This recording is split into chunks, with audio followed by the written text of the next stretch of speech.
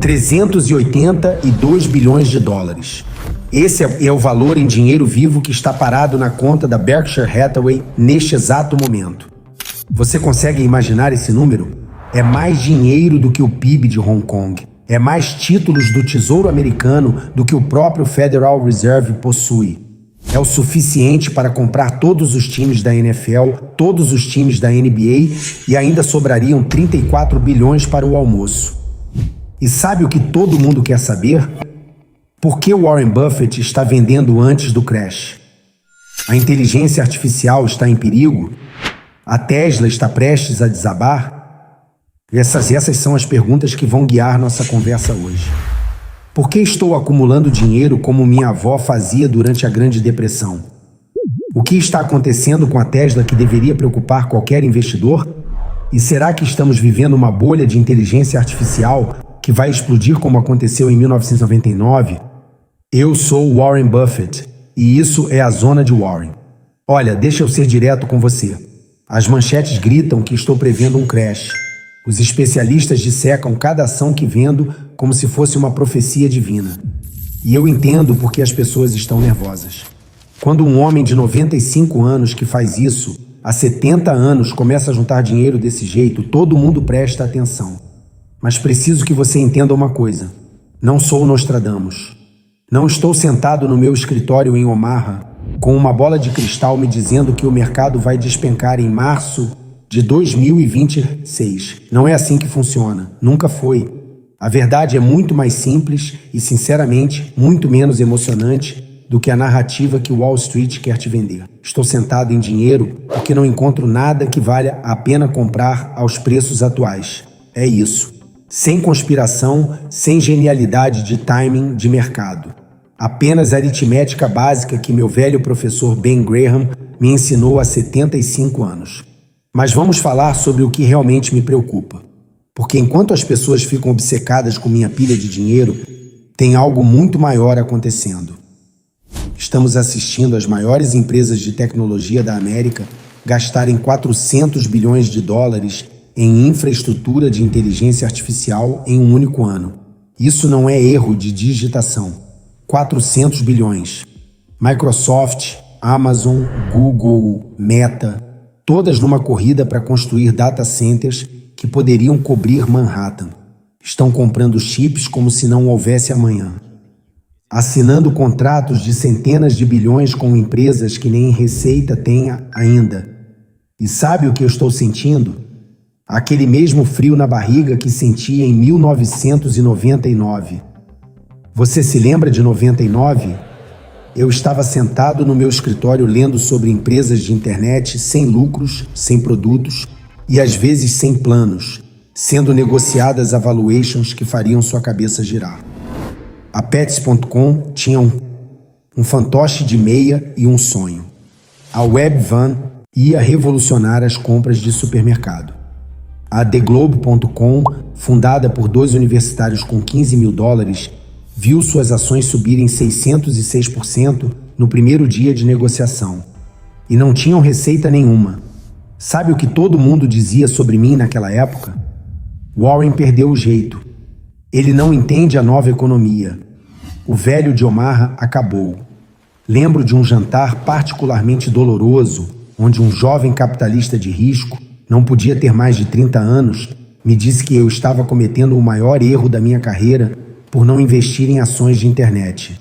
Ele disse, e nunca vou esquecer isso, Warren, desta vez é diferente. A internet muda tudo.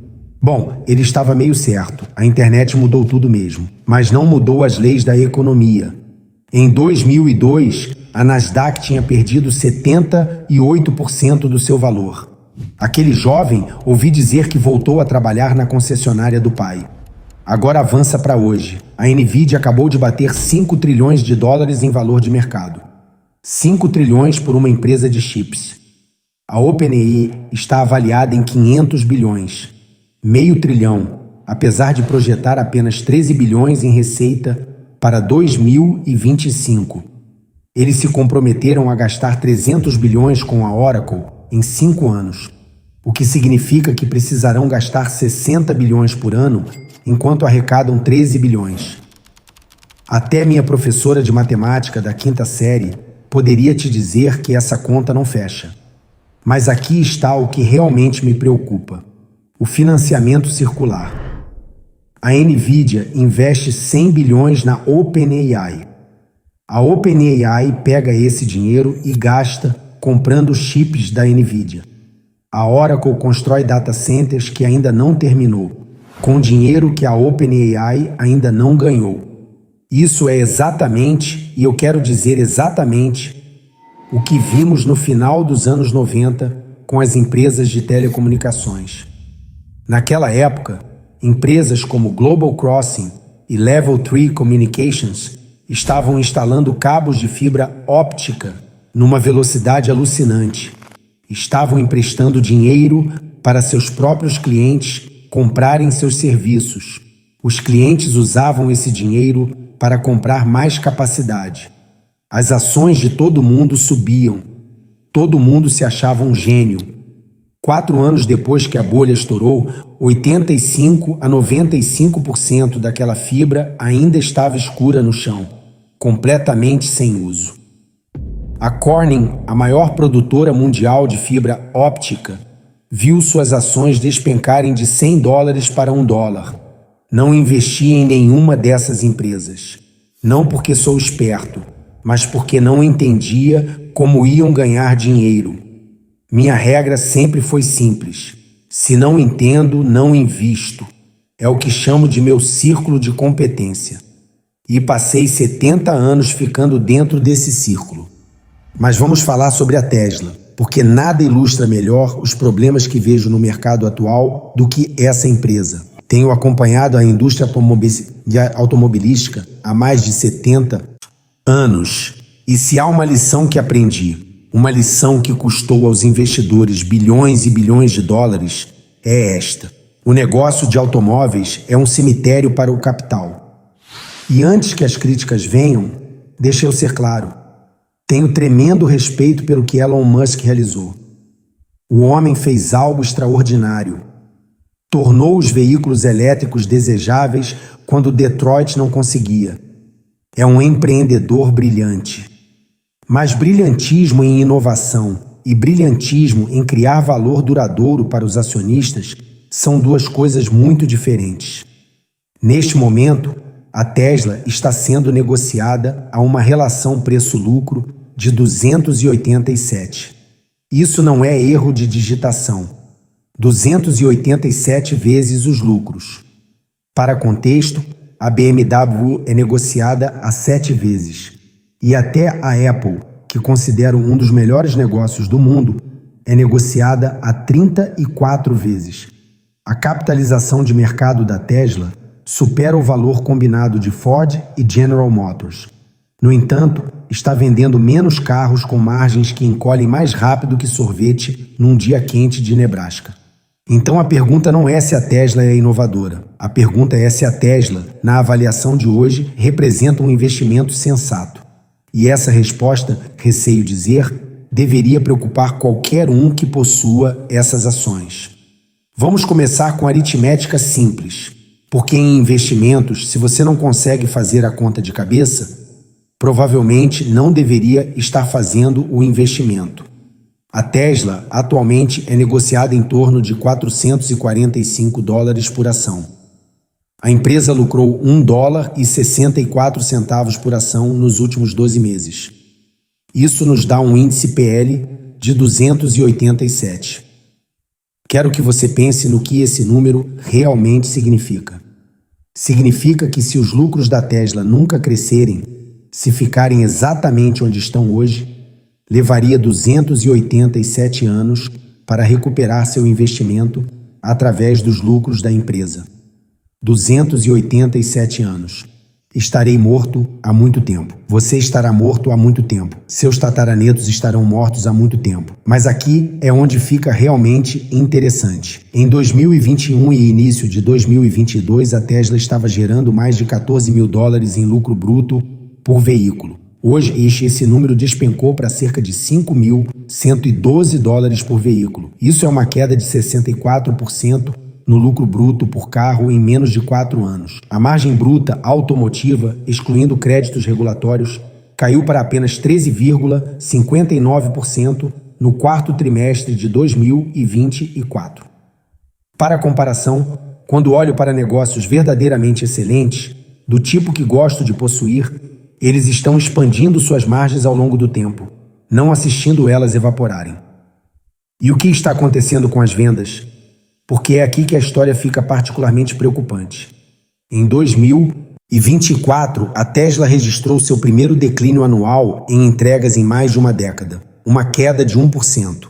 Pode não parecer muito, mas lembre-se, essa supostamente é uma empresa de alto crescimento. A ação não está precificada para quedas de 1%, está precificada para crescimento anual de 20%, 30%, 40%. Mas 2024 foi apenas o aquecimento. No primeiro trimestre de 2025, as vendas da Tesla despencaram 13%, entregando 336.681 veículos, comparado a 387 mil no mesmo período do ano anterior. Esta é a maior queda em entregas na história da Tesla. E isso não aconteceu por causa de um incêndio na fábrica ou uma interrupção na cadeia de suprimentos. Isso aconteceu num mercado de veículos elétricos em crescimento, onde os concorrentes estão ganhando terreno rapidamente. Deixa eu te dar alguns números que deveriam fazer o sangue de qualquer investidor gelar. Na China, o maior e mais avançado mercado de veículos elétricos do mundo, a participação de mercado da Tesla desabou de mais de 16% em 2022 para apenas 4,3% em fevereiro de 2025. Em alguns meses, suas vendas na China caíram 49% ano contra ano. Pensa nisso. A Tesla construiu uma fábrica gigantesca em Xangai, investiu bilhões e agora está assistindo sua participação de mercado se desintegrar em tempo real. A Europa conta a mesma história, só que pior. Na Alemanha, onde Elon tem aparecido nas manchetes por todas as razões erradas, as vendas da Tesla caíram 76% para apenas 1.429 veículos em fevereiro de 2025. 76%. Na Noruega, historicamente um dos mercados mais fortes da Tesla, as vendas caíram 48%. Na França, queda de 63%. Na Espanha, queda de 75%. Esses não são mercados pequenos tendo um mês ruim. Esta é uma rejeição sistemática acontecendo em todo o continente. Até na Austrália, as vendas da Tesla despencaram 70% ano contra ano. Quando você está perdendo 7 de cada 10 clientes em mercado após mercado após mercado, você não tem um problema de relações públicas. Você tem um problema fundamental de negócio. Agora vamos falar sobre poder de precificação, porque este é um dos meus indicadores favoritos de qualidade de negócio. Um grande negócio pode aumentar preços e os clientes continuam comprando. A Tesla, por outro lado, tem cortado preços desesperadamente. Estão oferecendo financiamento a 0%. Estão dando carregamento vitalício gratuito na Cybertruck. Estão oferecendo descontos de 8 a 10 mil dólares em veículos em estoque. Quando você precisa subornar as pessoas para comprar seu produto, isso te diz tudo sobre a força da sua posição competitiva. E o que acontece quando você corta preços sem uma diminuição correspondente nos custos? Suas margens são destruídas. É exatamente o que estamos vendo. Se inscreva se está gostando desse vídeo, porque na zona de Warren você vai aprender tudo sobre finanças e economia. Agora deixa eu falar sobre a China, porque o que está acontecendo lá é um estudo de caso de quão rapidamente a vantagem de ser pioneiro pode evaporar quando você está num negócio de commodities disfarçado de empresa de tecnologia. A Berkshire Hathaway investiu na BYD lá em 2008, muito antes de veículos elétricos estarem na moda. Meu falecido parceiro Charlie Munger fez esse investimento e chamou de uma das melhores decisões na Berkshire. Vou te contar por quê. A BYD entendeu algo fundamental. que a Tesla só agora está aprendendo da maneira difícil. O mercado de veículos elétricos, particularmente na China, ia ser vencido não pela tecnologia mais chamativa ou pelo CEO mais famoso, mas pela empresa que conseguisse entregar um veículo elétrico de qualidade a um preço que pessoas comuns pudessem pagar. Deixa eu te dar alguns números que deveriam aterrorizar os investidores da Tesla. Em 2024, a BYD vendeu 1.760.000 veículos elétricos puros globalmente. A Tesla vendeu 1.790.000. Isso é praticamente um empate em vendas de veículos elétricos à bateria. Mas aqui está o detalhe. Quando você inclui híbridos plug-in, a BYD vendeu 4.277.000 veículos eletrificados totais. Mais que o dobro da produção da Tesla. E essa diferença está aumentando rapidamente. Nos primeiros 3 trimestres de 2025, a BYD vendeu 1.600.000 veículos elétricos puros, comparado a 1.200.000 da Tesla. Isso é uma vantagem de 388.000 veículos. E a BYD está disparando na frente. Pela primeira vez na história, a Tesla perdeu definitivamente sua coroa de maior fabricante mundial de veículos elétricos. E diferente das vendas em declínio da Tesla, as vendas da BYD estão crescendo a taxas de 2 dígitos. Por que isso está acontecendo? Vamos começar com preço, porque preço é o grande equalizador em mercados de commodities. O Seagull da BYD, um carro elétrico perfeitamente aceitável, é vendido por $9.900 em média. $9.900. Isso é menos que um Honda Accord usado. O Song Plus EV da BYD, um modelo que encontrou centenas de milhares de compradores, é vendido por cerca de $21.000. Compare isso com o modelo mais barato da Tesla, que começa acima de $40.000 na China, e você começa a entender o problema. Mas não é só sobre ser barato. A BYD investiu 7,3 bilhões de dólares em pesquisa e desenvolvimento, significativamente mais que os 4,5 bilhões da Tesla. Desenvolveram tecnologia de carregamento que adiciona 250 km de autonomia em apenas 5 minutos. Os superchargers da Tesla, uma vez considerados de ponta, levam 15 minutos para adicionar 320 km. A BYD está oferecendo sistemas avançados de assistência ao motorista, similares ao Full Self-Driving da Tesla, sem custo adicional na maioria dos seus modelos. A Tesla cobra $15.000 pelo FSD e ainda não consegue entregar suas promessas de verdadeira autonomia. Aqui é onde fica realmente interessante. A BYD alcançou integração vertical que deixaria Henry Ford orgulhoso. Fabricam suas próprias baterias, seus próprios chips, seus próprios motores elétricos. Isso não é só sobre essa economia de custos, embora as economias sejam enormes. É sobre controle. Quando há escassez de chips, a BYD continua produzindo. Quando os preços das baterias disparam, os custos da BYD permanecem estáveis. Construíram um fosso competitivo genuíno através de excelência operacional e habilidade de manufatura. E a BYD não está sozinha comendo o almoço da Tesla. No mercado chinês de veículos de nova energia, em maio de 2025, a BYD detinha 28,5% de participação de mercado. A Tesla, míseros 3,8%, ficando em 8º lugar. 8º no país que deveria ser o motor de crescimento da Tesla. Estão sendo esmagados não só pela BYD, mas por Geely, Changan, Leapmotor e Li Auto.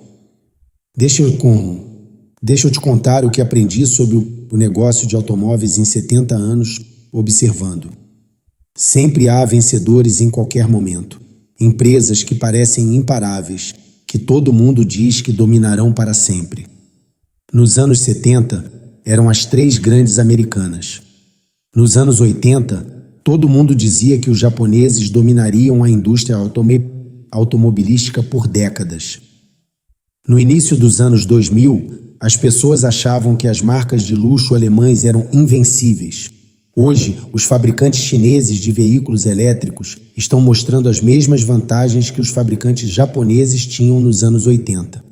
Custos mais baixos, melhor controle de qualidade, inovação mais rápida e disposição para competir ferozmente em preço mantendo lucratividade. O problema para a Tesla é que veículos elétricos estão rapidamente se tornando um produto de commodity. Sim, há diferenças entre veículos. Alguns são mais bonitos, alguns têm melhor software, alguns carregam mais rápido. Mas cada vez mais os consumidores estão tomando decisões baseadas em preço e funcionalidade básica, não em se estão comprando a visão de Elon Musk para o futuro. Eu disse na reunião anual da Berkshire, em 2023, que a indústria automobilística é simplesmente difícil demais. Você tem competidores mundiais que não vão embora e parece que há vencedores em qualquer momento, mas ninguém alcança uma posição dominante permanente. Os veículos vão mudar de combustão interna para elétricos, ou talvez hidrogênio, ou algo que ainda não inventamos. Mas você não verá ninguém dominar o mercado só porque mudou o veículo. A Tesla teve uma corrida fantástica de 10 anos. Provaram que veículos elétricos poderiam ser desejáveis, rápidos e tecnologicamente sofisticados. Mas agora estão aprendendo que ser primeiro não garante ser melhor.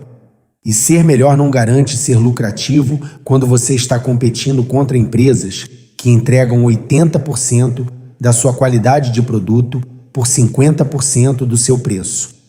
Agora, precisamos falar sobre a Cybertruck, porque nada ilustra mais claramente os problemas da Tesla do que esse monumento de 70 a 120 mil dólares à ambição equivocada.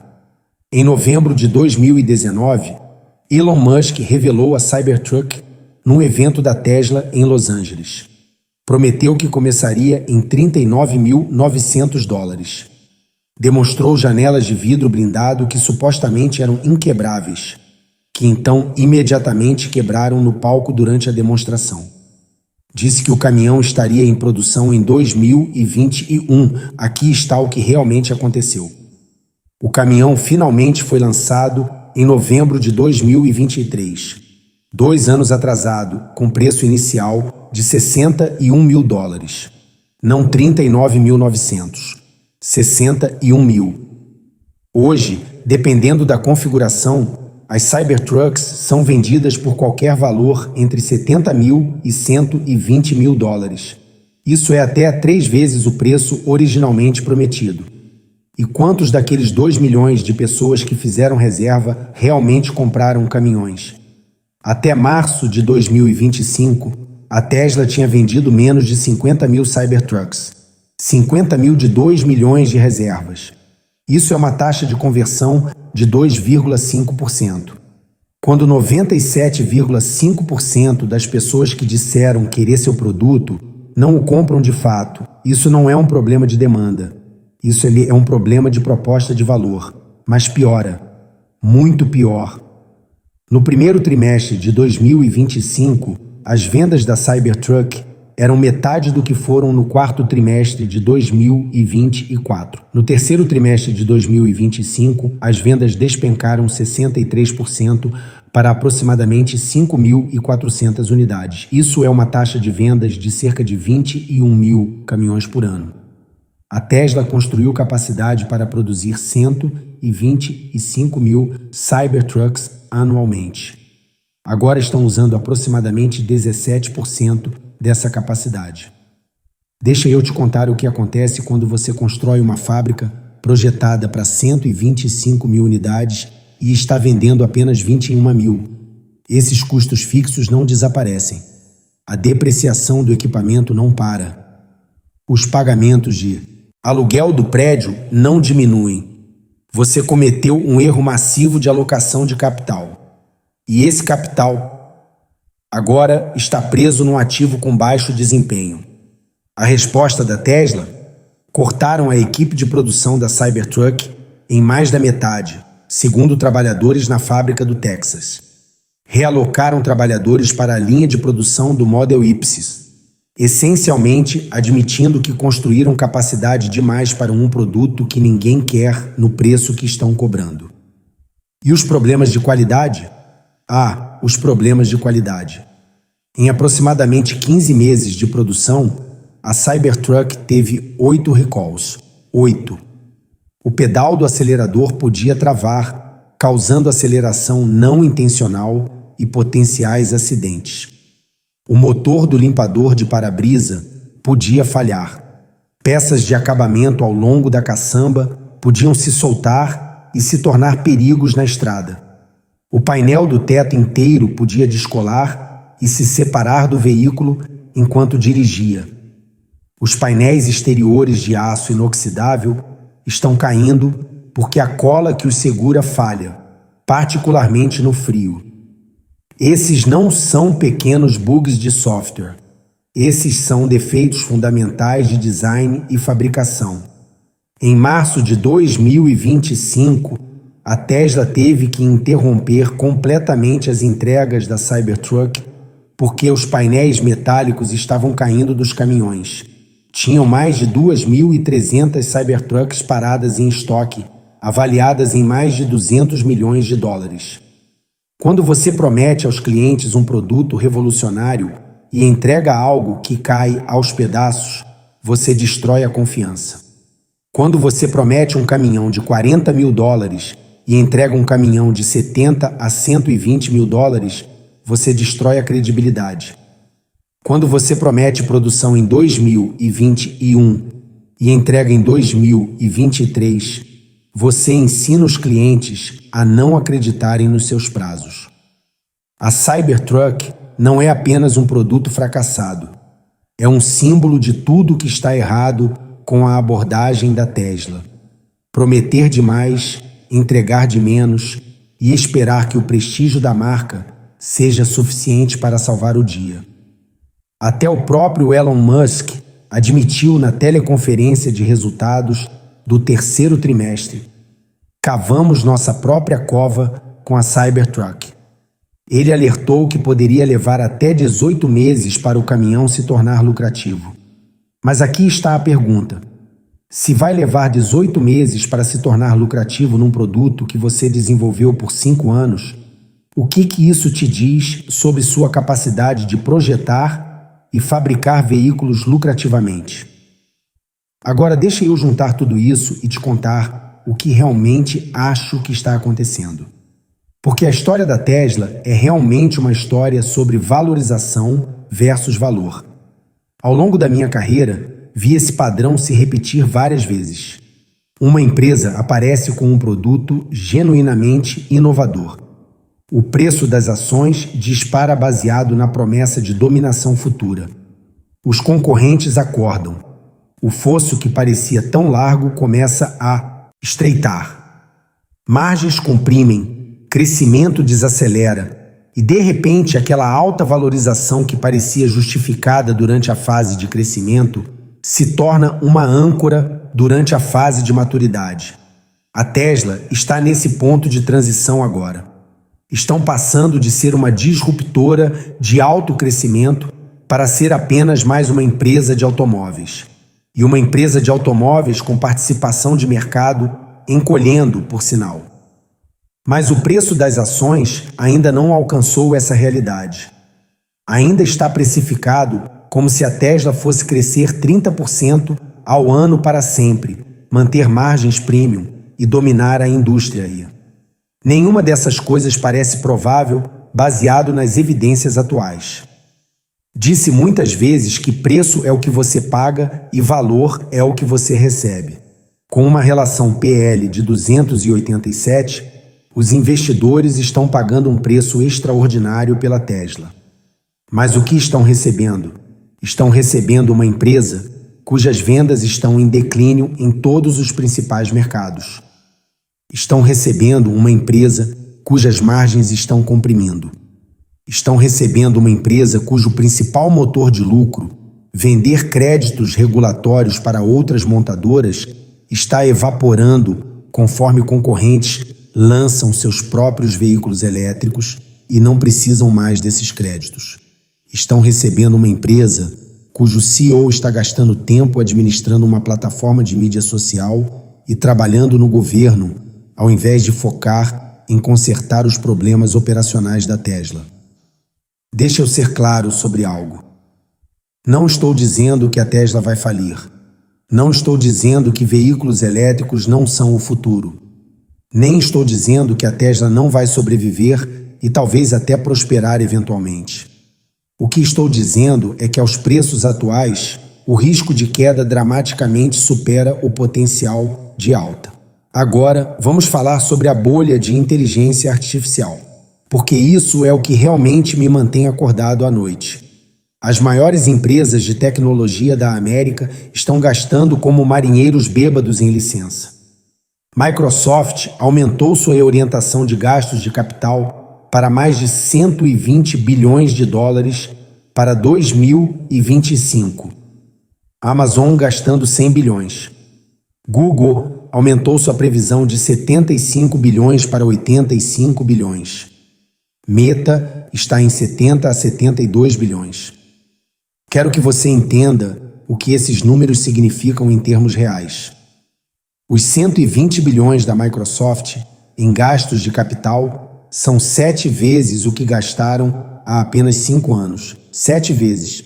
Isso não é crescimento, isso é uma transformação completa do modelo de negócio. E estão apostando a fazenda que vai funcionar. Mas aqui é onde fica interessante.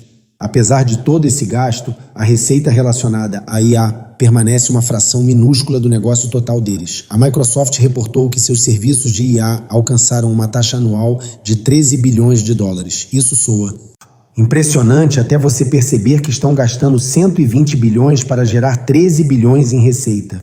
É como gastar 9 dólares para fazer um. Para todo esse gasto valer a pena, as empresas de IA precisam gerar 2 trilhões de dólares em receita anual até 2030. Agora, estão arrecadando cerca de 20 bilhões. Isso é um aumento de 100 vezes em 5 anos. Não um aumento de 100%. Um aumento de 100 vezes.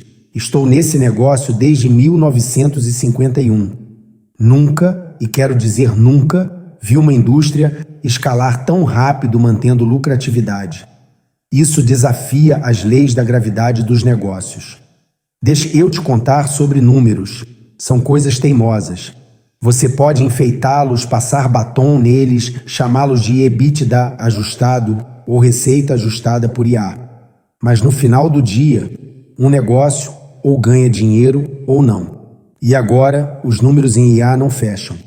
O grande investimento em tecnologia colocou cerca de 560 bilhões de dólares em infraestrutura de IA nos últimos 2 anos. A receita combinada relacionada à IA de Microsoft, Meta, Tesla, Amazon e Google, cerca de 35 bilhões. Isso é uma proporção de 16 para 1 de gastos para a receita. Não sou um gênio da matemática, mas sei que você não pode gastar 16 para fazer um e chamar isso de bom negócio. Parte desse gasto vai pagar eventualmente, claro, mas todo ele, nem chance.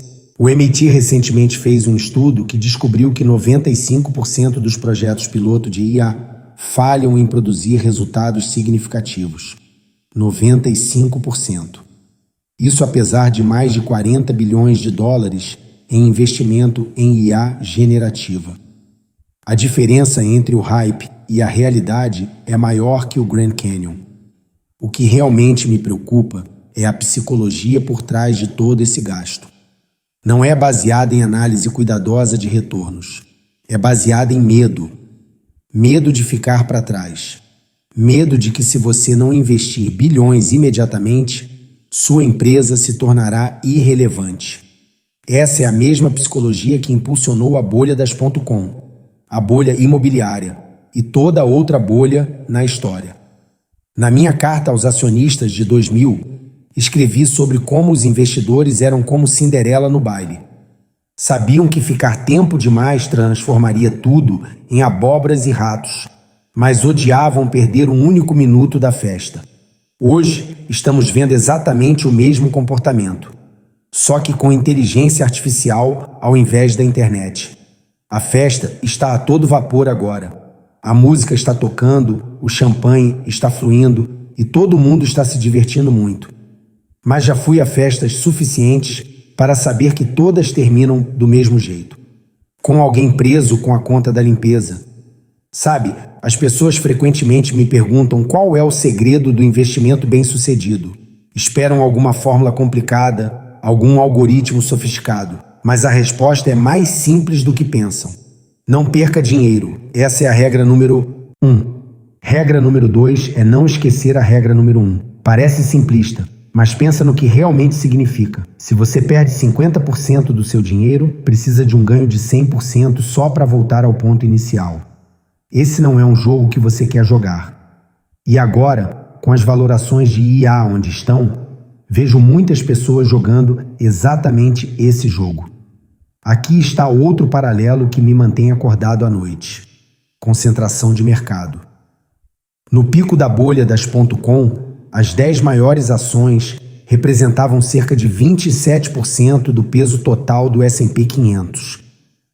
Hoje, as 10 maiores ações representam 39% do índice. Isso não é apenas concentração. Isso é concentração perigosa. Se, ou mais provavelmente quando, essas ações corrigirem, não vão apenas arrastar o setor de tecnologia para baixo. Vão levar o mercado inteiro junto. Seu FGTS, seu plano de previdência, seus fundos de índice, todos estão carregados com essas mesmas empresas.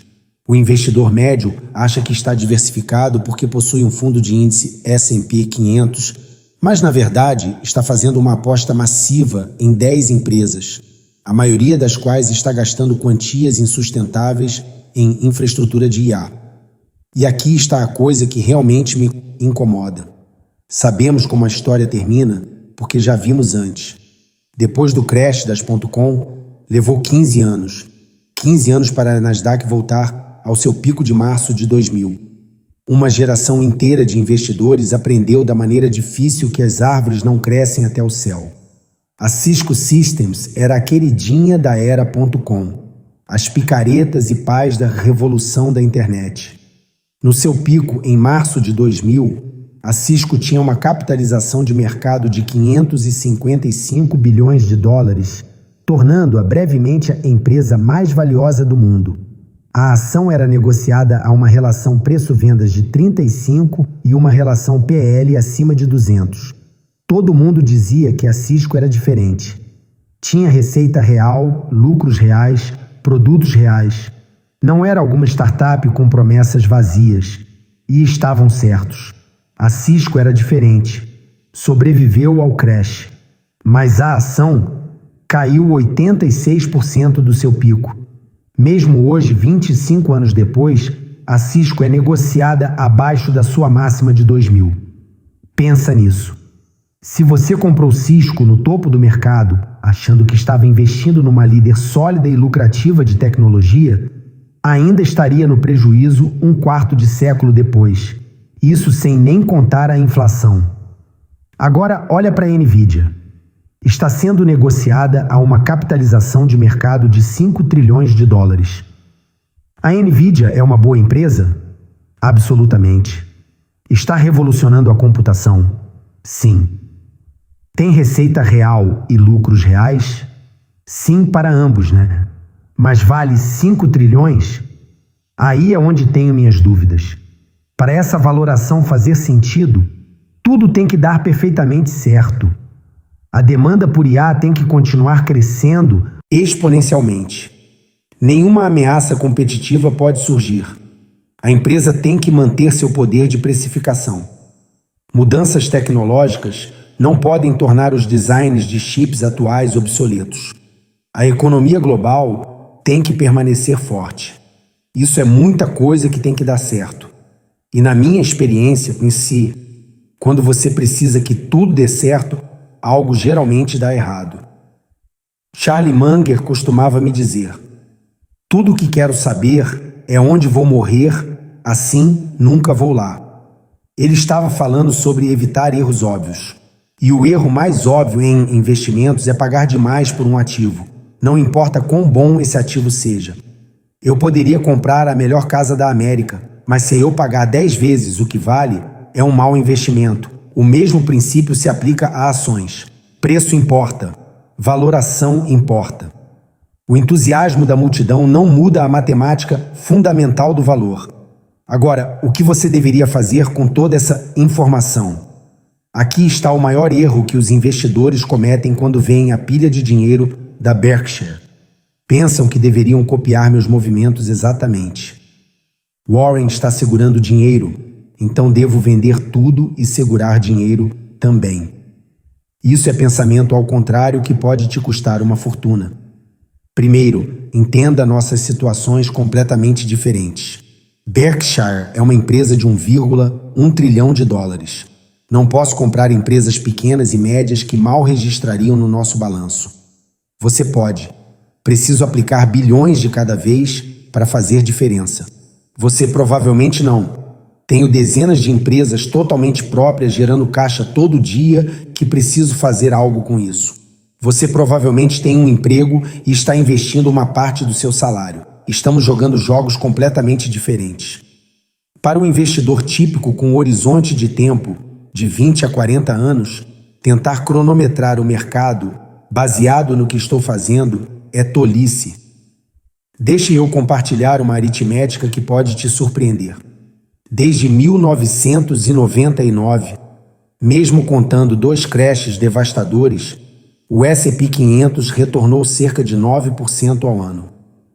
Um investidor que simplesmente comprou um fundo de índice e segurou através do crash das .com, da crise financeira de 2008, do crash da pandemia de 2020 e toda a correção entre eles, se saiu muito bem. Enquanto isso, a vasta maioria das pessoas que tentou cronometrar o mercado, que vendeu quando as coisas pareciam assustadoras e comprou quando as coisas pareciam seguras, teve desempenho dramaticamente inferior. Estudo após estudo mostra isso. O investidor médio retorna significativamente menos que o próprio mercado porque compra na alta e vende na baixa repetidamente. Isso é o que me mata. As pessoas me veem vendendo Apple e pensam, Warren está saindo, melhor eu vender também. Mas comprei Apple a um preço médio de cerca de $35 por ação ajustado por desdobramento. Está sendo negociada em torno de 225 agora. Estou realizando lucros num dos melhores investimentos que já fiz. Enquanto isso, alguém seguindo minha liderança pode estar vendendo a 225 para comprar de volta a quê? 250? 200 não sabem, estão apenas reagindo a notícias sobre o que estou fazendo. Isso é loucura. Deixa que eu te contar o que realmente recomendo para a maioria dos investidores. Compre um fundo de índice S&P 500 de baixo custo e adicione a ele regularmente ao longo do tempo. Não assista CNBC o dia todo. Não fique obcecado com cada movimento do mercado, apenas continue comprando. Se o mercado cair 30%, isso significa que você está comprando ações com 30% de desconto. Isso é uma notícia maravilhosa se você é um poupador líquido. Disse isso por décadas e direi de novo. O mercado de ações é um dispositivo para transferir dinheiro dos impacientes para os pacientes. Se você não aguenta ver seus investimentos caírem 30% ou 40% ocasionalmente, não deveria possuir ações. Coloque seu dinheiro em títulos do Tesouro e aceite retornos mais baixos. Mas se consegue manter o curso, a história está esmagadoramente do seu lado. O Brasil, como a América, tem tido seus altos e baixos, mas no longo prazo as economias crescem, os negócios inovam, o valor é criado. Apostar contra essa tendência tem sido uma decisão terrível toda vez. Agora, a Nancy, o mercado pode cair daqui? Claro que pode. Pode cair 30% no ano que vem, ou pode subir 30%. Não sei, mas aqui está o que sei. Daqui a 20 anos, as empresas americanas quase certamente valerão mais do que valem hoje. Produzirão mais bens, fornecerão mais serviços e gerarão mais lucros. E os preços das ações refletirão essa realidade. Se você está nos seus 20, 30 ou 40 anos e está investindo para a aposentadoria, deveria querer que os preços das ações caíssem. Você é um comprador líquido. Estará comprando ações com cada salário pelos próximos 20 a 40 anos. Preços baixos são seus amigos. Quando as pessoas entram em pânico e vendem, você deveria ficar feliz porque está comprando com desconto. Se você está nos seus 60 ou 70 anos e vivendo dos seus investimentos, sua situação é diferente. Você precisa de alguma estabilidade. Mas mesmo assim, abandonar completamente as ações porque Warren Buffett está vendendo não faz sentido. Você pode ajustar sua alocação de ativos, talvez mover de 60% em ações para 50% em ações. Mas mudanças drásticas baseadas nas ações de outra pessoa raramente são sábias. O que você deveria realmente tirar da posição de caixa da Berkshire? Não que você deveria vender tudo e se esconder embaixo de uma pedra, mas sim que prestar atenção ao preço importa. Que ter alguma reserva para oportunidades é inteligente. Que evitar ativos caros não é. Cronometrar o mercado é investir em valor. Se você está avaliando ações individuais, pergunte a si mesmo: o que esse negócio vai ganhar na próxima década? Quanto estou pagando por esses ganhos? Esse preço é razoável dados os riscos e perspectivas de crescimento? Essas são as perguntas que faço. São as mesmas perguntas que fiz em 1965 e serão as mesmas perguntas que investidores deveriam fazer em 2065. Uma coisa a mais. Cuidado com narrativas. A mídia financeira ama histórias. Buffett prevê crash é uma história muito melhor que Buffett não consegue encontrar negócios a preços atrativos dados suas restrições de tamanho e o ambiente de mercado atual. Mas o segundo é verdade e o primeiro é ficção. A cada ciclo de mercado, as pessoas constroem narrativas para explicar movimentos de preços depois do fato. Quando acumulei caixa antes de 2008 e o mercado quebrou, a narrativa se tornou: Buffett previu o crash. Mas não previ. Simplesmente não estava encontrando valor, então segurei dinheiro. O crash teria acontecido se eu tivesse segurado dinheiro ou não. Não causei isso e não previ seu timing. O mesmo se aplica hoje. Se o mercado quebrar no ano que vem, as pessoas dirão que eu previ. Se o mercado subir mais 30%, as pessoas dirão que eu estava errado. Mas não estou fazendo previsões sobre nenhum dos resultados. Estou simplesmente respondendo aos preços atuais com um conjunto de princípios consistentes. Deixa eu amarrar tudo isso com o que realmente importa. Não sou um adivinho. Sou um empresário que tenta pagar preços sensatos por bons negócios.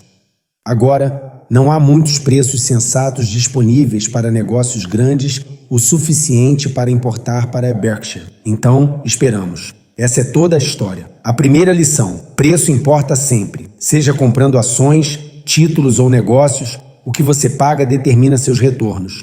Parece óbvio, mas é incrível quantas vezes as pessoas esquecem isso quando os mercados estão subindo. A segunda lição: sua situação é única. O que faz sentido para a Berkshire não necessariamente faz sentido para você. Estamos gerenciando uma empresa de $1 trilhão com restrições e requisitos específicos. Você provavelmente não está. Invista de acordo com suas próprias circunstâncias, horizonte de tempo e tolerância a risco. A terceira lição: pensamento de longo prazo vence esperteza de curto prazo toda vez, sem exceção. Os investidores que se saíram melhor nos últimos 60 anos não são os que cronometraram mercados com sucesso. São os que compraram bons negócios e os mantiveram, frequentemente por décadas. A quarta lição: paciência é subestimada. Num mundo de gratificação instantânea, a capacidade de esperar pela oportunidade certa é incrivelmente valiosa, mas também é incrivelmente difícil. Você será criticado, assistirá a outros, ganharem dinheiro em coisas que você passou. Duvidará de si mesmo, mas se mantiver sua disciplina e esperar por valor, será recompensado. A quinta lição: a América funciona. No longo prazo, as empresas americanas têm sido criadoras fenomenais de riqueza. superaram inúmeros obstáculos e consistentemente encontraram formas de inovar e lucrar. Apostar contra essa tendência tem sido errado por 250 anos. Não espero que isso mude. Então, o que você deveria fazer com toda essa informação? Se você é um investidor de longo prazo, provavelmente nada. Continue investindo regularmente. Não tente cronometrar o mercado baseado no que estou fazendo. Foque no seu próprio plano. Se você está escolhendo ações individuais, preste atenção às valorações. Faça perguntas difíceis sobre o que está pagando. Não compre ações caras só porque são ótimos negócios. Espere preços sensatos. Se você está se aproximando da aposentadoria, certifique-se de que sua alocação de ativos corresponda às suas necessidades. Não assuma riscos que não pode pagar só porque tem medo de ficar de fora. E faça o que fizer, não entre em pânico. Mercados sobem e descem, às vezes dramaticamente. Isso não é um bug, é uma característica. A volatilidade é o preço que você paga pelos retornos superiores de longo prazo que as ações proporcionam. Vivi através de 14 administrações presidenciais, inúmeras recessões, várias guerras e mais pânicos de mercado do que consigo contar. As empresas americanas prosperaram através de tudo isso. Não vejo razão para que os próximos 50 anos sejam diferentes dos últimos 50. A bolha de IA vai estourar. Não sei quando e não sei o que vai disparar, mas sei que vai acontecer porque toda bolha na história estourou. E quando acontecer, você ficará feliz por ter ouvido um velho de Omaha que já viu esse filme antes. Olha, vou terminar com isso. 25 anos atrás, as pessoas me chamavam de dinossauro por não investir em ações de internet. Diziam que eu não entendia a nova economia. Diziam que eu era velho demais, conservador demais, preso demais no passado. Então o mercado quebrou e o preço das ações da Berkshire dobrou, enquanto a Nasdaq perdeu 78% do seu valor. De repente, eu não era mais um dinossauro, era um gênio, mas eu não mudei. O mercado mudou. A mesma coisa está prestes a acontecer com IA agora. Sou o velho que não entende inteligência artificial. O cético que está perdendo a maior oportunidade do século. O investidor cauteloso que está sendo deixado para trás. Tudo bem, já fui chamado de coisa pior. Mas daqui a alguns anos, talvez mais cedo, talvez mais tarde, vamos olhar para 2025 do mesmo jeito que olhamos para 1999. Vamos balançar a cabeça e nos perguntar como as pessoas pagaram preços tão loucos. Vamos nos maravilhar com a especulação, o financiamento circular, a exuberância irracional. E os investidores que preservaram seu capital, que permaneceram pacientes, que se recusaram a se deixar levar pela mania, serão os posicionados para lucrar com as oportunidades que surgirão dos escombros. É aí que planejo estar. Espero que você se junte a mim lá. Se inscreva se gostou do vídeo. Cuide-se e que Deus te abençoe.